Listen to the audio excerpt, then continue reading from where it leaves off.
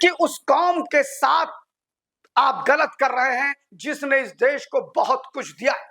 ये बात कही गौरव गोगोई ने। गौरव गोगोई जो कांग्रेस पार्टी के नेता उपसदन है लोकसभा के अंदर। गौरव गोगोई ने आज वक्फ संशोधन विधेयक पर बोलते हुए लगातार मुसलमानों के साथ खड़े रहे। उन्होंने कहा कि विशेष रूप से मुसलमानों को टारगेट कर रही है मोदी सरकार। उन्होंने कहा कि इस संविधान पर हमला है। वक्फ संशोधन विधेयक को लेकर उन्होंने सीधे सीधे कहा, कुछ चीजों पर आपत्ति दर्ज कराई।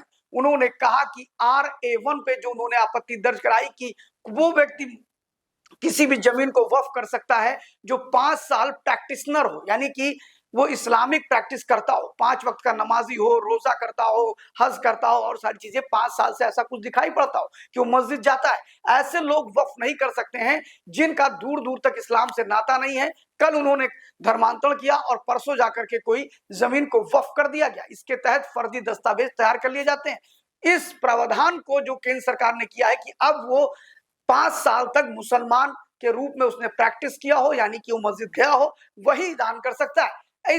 इस क्लॉज पर सबसे अधिक आपत्ति गौरव गोगोई को है। इसके अलावा गौरव गोगोई कहते हैं संविधान की मूल भावना के साथ खिलवाड़ किया जा रहा है। उनका कहना है कि संविधान पर यह हमला है वक्फ बोर्ड संशोधन विधेयक।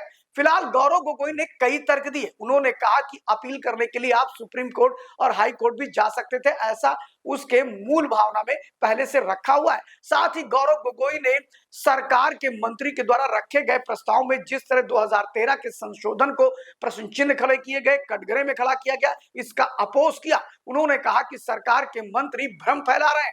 वक्फ बोर्ड संशोधन को लेकर के जिस प्रकार गौरव गोगोई ने मुसलमानों की तरफ से तरफदारी की, उससे मुस्लिम तुष्टीकरण की इतनी बड़ी पराकाष्ठा, जो कि कांग्रेस पहले से इसके लिए बदनाम है, आज फिर वही दिखाई पड़ा। और उन्होंने कहा कि आप उस कौम को टारगेट पे लेके रखे हुए जिस कौम ने 1857 की क्रांति में सबसे बड़ा महत्वपूर्ण भूमिका उठाई। उन्होंने कहा इस कौम ने आजादी की लड़ाई में बहुत बड़ी भूमिका अदा की। उन्होंने कहा इस कौम ने 1930-36 में दांडी मार्च में बहुत बड़ी भूमिका अदा की, 1942 के आंदोलन में भूमिका अदा करी। फिलहाल उन्होंने मंगल पांडे का भी जिक्र करते हुए कहा कि मंगल पांडे के साथ भी वहां पर आंदोलन करने वाले मुस्लिम ब्रिटिश सैनिक हुआ करते थे। फिलहाल इन पूरी बातों से एक बात तो तय है कि जिस तरह की बात गौरव गोगोई वहां पर कर रहे थे उसमें वोट बैंक पॉलिटिक्स तो दिखाई ही पड़ती है। सबसे बड़ी बात यह है कि आज के इस पूरे के पूरे मामले पे जिस प्रकार कांग्रेस पार्टी ने सारे के सारे मुसलमानों को केंद्र में रख करके जिस तरह की बातचीत की, जैसे सरकार पे हमले किए, वो अपने आप में बहुत बड़ी बात है। साथ ही गौरव गोगोई ने यह भी कहा कि जो नॉन मुस्लिम है वो अगर इस कमेटी में आते हैं तो वो ठीक बात नहीं। फिलहाल नॉन मुस्लिम को रखा जाना, एक्सपर्ट को रखा जाना, इन सब बातों को लेकर के बड़े हंगामे हुए। लेकिन गौरव गोगोई ने जितने प्रश्न खड़े किए थे उन प्रश्नों का उत्तर रविशंकर प्रसाद ने दिया। रविशंकर प्रसाद जो कि भारतीय जनता पार्टी के मेंबर ऑफ पार्लियामेंट है पटना साहिब से, उन्होंने सीधे सीधे कहा कि गौरव गोगोई कह रहे हैं कि इस संविधान का विरोध है, लेकिन संविधान तो कहता है कि मुस्लिम महिला, यानी मुस्लिम महिला जो बेवा है, तलाकशुदा है, वो अपनी संपत्ति वक्फ नहीं कर सकती है। और जहां पर मुस्लिम महिला हो या हिंदू महिला हो, किसी भी महिला का अगर मामला आता है तो हमें संविधान इस बात में आर्टिकल 15 के अंतर्गत हमें पूरी ये आजादी देता है कि हम किसी भी महिला का without any religion, without any trust, without any कानून, पहले हम उसके मूल अधिकारों को सुरक्षित करेंगे, बीइंग अ वुमेन।